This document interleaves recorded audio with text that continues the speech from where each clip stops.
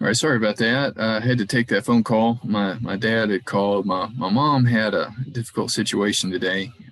She had a heart attack, but they got her up to the hospital pretty quickly and put a stent in.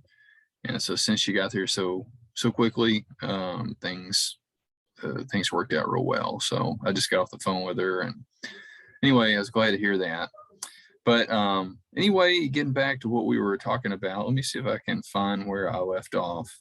I think what I was talking about, if you get your kids involved in things and they're being influenced by, different people, sometimes people can have different, different values and different philosophies on things that can be a little bit contradictory to what the Bible teaches. It's really good to be aware of those things. Be aware of, who are the people that are influencing your kids.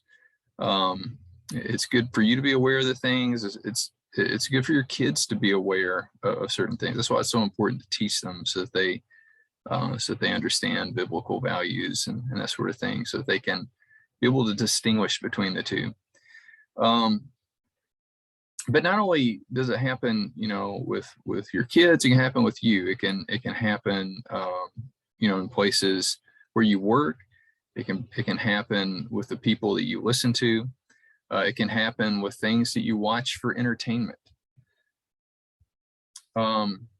Solomon said to beware of those who entice you. He warned his son of following a gang who only thought of themselves, right? You remember reading about that? Who might encourage you to get rich by stealing and taking advantage of others. So, you might be struggling with something in life, and you might be convinced that more money is the answer. And you might even be willing to cut corners in order to get more money, to do things that are actually a little bit shady, or things that are wrong or even illegal in order to get away with it. And you may say, well, yeah, that's technically illegal, but it's not really. I mean, for the most part, it's harmless. You may talk yourself into that. You might convince yourself or be convinced by others that, it's just not a bad thing to do. But I would say if somebody else is trying to tell you to do something wrong and to say it's really not all that bad, I would say more than likely, these are not people who are trying to help you. They're only looking out for themselves.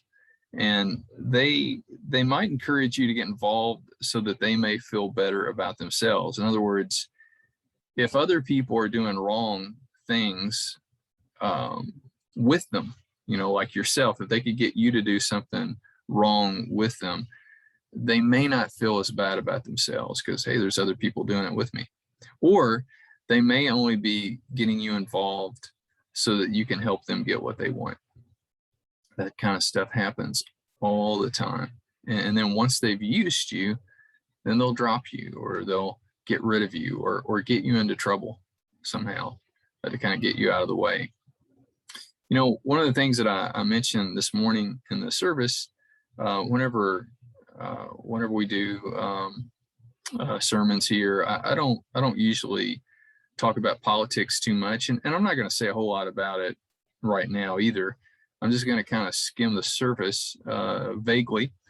But one of the things that I wanted to mention here is that I want to believe that there are good politicians out there in the world, and I believe that there are.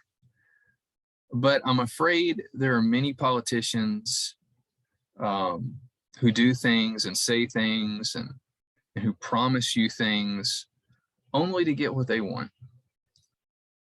And I think that's been true of certain politicians all throughout history. I think the times that we live in right now, it's especially true. And I think you really need to be careful about that. So there's a lot of politicians out there who will, like I said, they will do things, say things, promise you things, really to just get what they want. And in turn, they want your support. They want your agreement with their policies and their values, things that may be contrary to biblical truths. And once they get what they want, you're probably going to see a very different side of them, a side that may not seem very appealing anymore, but it's something to think about. So don't compromise biblical values in order to get things. If things are kind of tough and somebody's promising you something, and on the flip side of it, if you can just kind of go along with what they want, that you know deep down it's really not going along with biblical values, you need to be very wary of that. Be careful who you allow to influence you. Don't let it be ungodly people. And then finally, here's a third practice to overcome greed, and that is remember what greed leads to. Remember what greed leads to. One thing that leads to is more ungodly ways. You see, if you want something bad enough, you might be willing to do some bad things in order to get it.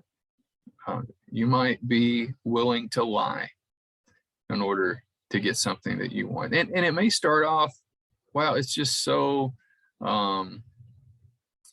innocent. I mean, it's not a big deal. It's just a white lie. I don't really believe in white lies. It's just me personally. And I think it's also biblical, but some people, feel like there's some lies that are okay to do, and they call them white lies. And if you do that often enough, you won't think anything about it. And before you know it, a white lie can kind of turn into a gray lie. And then before long, gray lies, they just turn into outright black lies.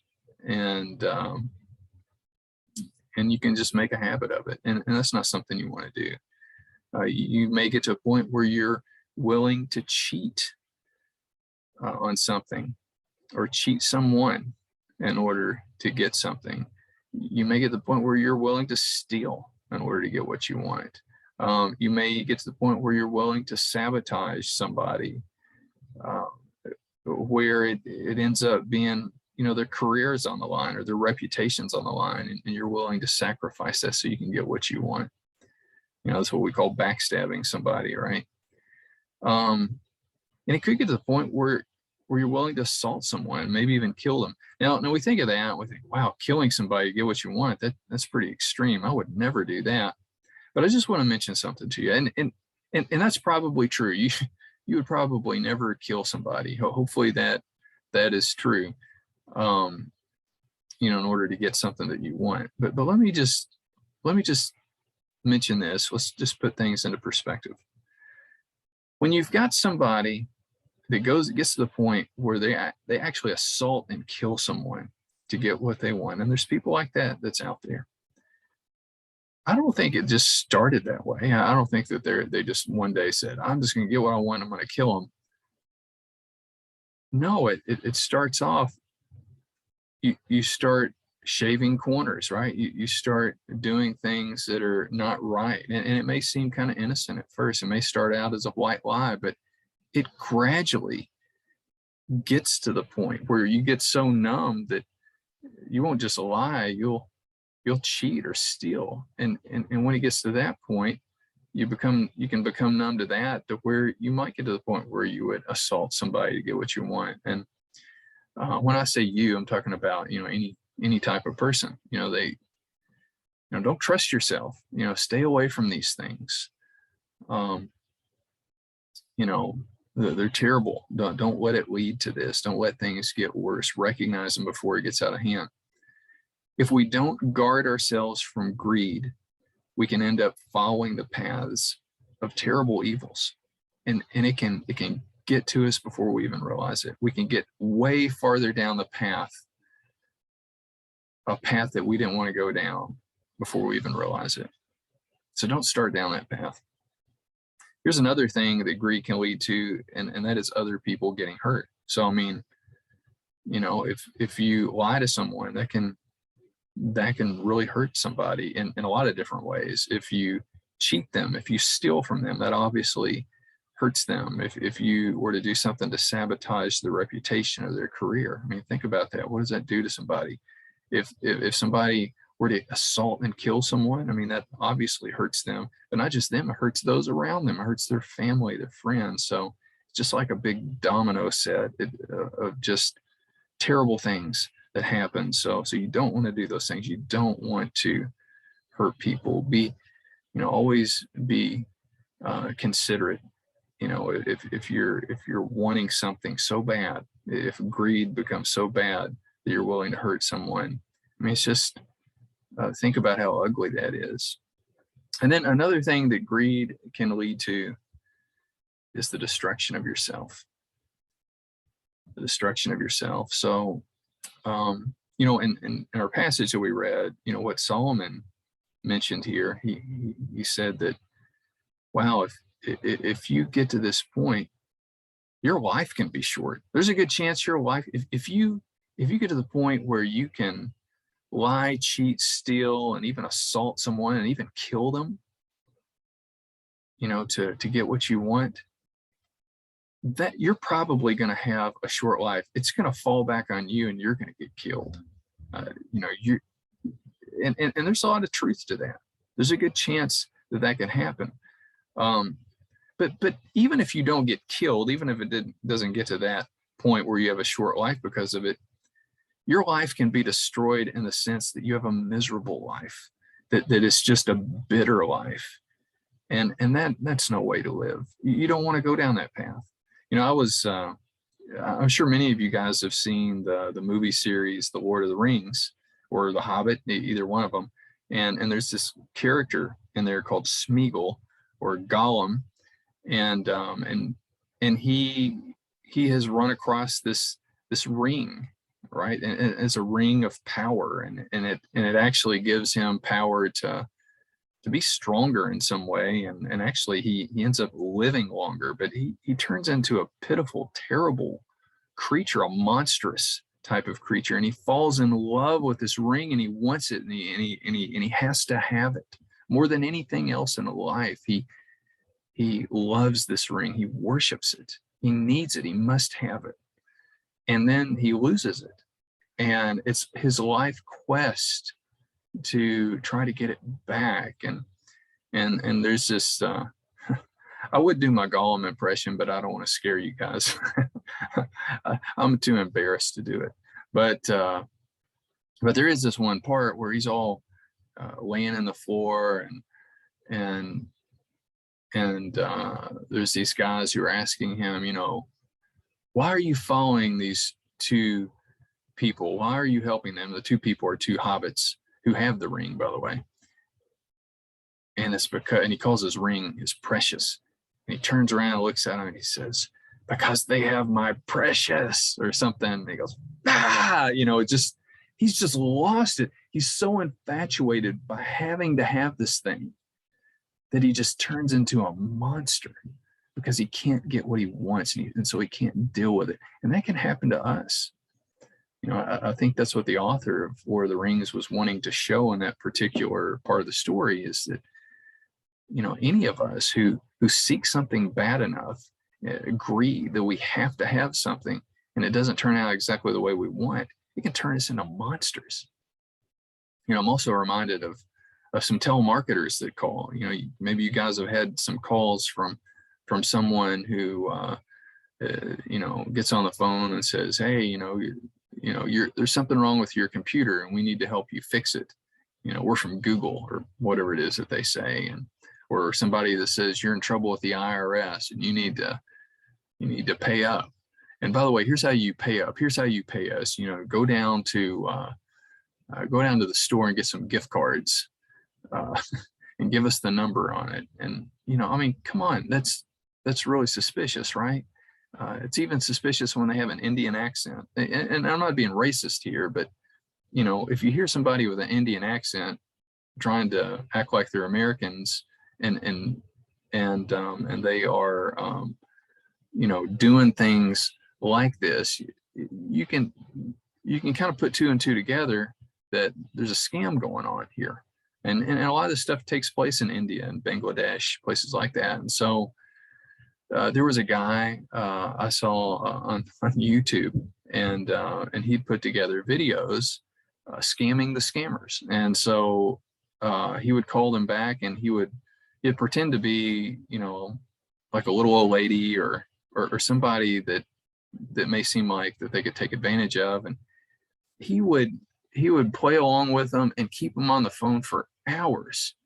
And so what he wanted to do was kind of expose them, and he wanted to kind of actually help educate people on what's going on when you get calls like this, and he wanted to waste their time. And he would pretend that he was going out and getting these gift cards, and then he would act like, oh, I want to buy you something, and then he would actually start act like he was buying things with the gift cards. And so these people were losing their money that they were trying to steal, and they would go ballistic. I mean, they would lose it. And when he would talk to them about, eventually reveal to them that he was scamming them, and that he was just doing this to waste their time, they would go crazy. I mean, it was just like Gollum. I mean, their true colors would come out. When you have greed like this, I mean, it can lead to a monster within you. And then, of course, probably the worst example would be getting involved with a mafia. I know that's pretty extreme, but those things do exist. They've existed here on our island, and they're real. And if somebody were to ever get involved in things like that, if you cross those people and you try to get out of it, they may take your life. That would be an example of getting involved in a gang where eventually it leads to a short life. So remember what greed leads to. It leads to destruction. These are good things to think about. So we started off by asking the question, what is it that you want more than anything else in life? What is it that drives you to be who you are? And really the answer to that should be God. Let God drive you to be who you are. Seek him in his ways that we learn about in the Bible, that we learn about through Jesus. Trust in him. Trust in Jesus to lead your life. That's most important. It's fine to have things, to enjoy things, but to enjoy them as blessings from God. But don't get to the point where you feel like you need that more than anything else in life, more than God even. Enjoy him more than anything else. Find pleasure in him and in your relationship with him. And again, that question, what is it that drives others around you to be who they are? Pay attention to that. If you can tell that there's people around you and their main desire is not God, but it's other things, be real careful what you let them influence you with. And that doesn't mean that you never spend time with them, or that you don't influence them, or that you're not nice to them, but just be real careful what you let them influence you with. So these are all good things to kind of think about. But let's just end with this. Let it be God who influences you. Let it be God who you find the most pleasure in.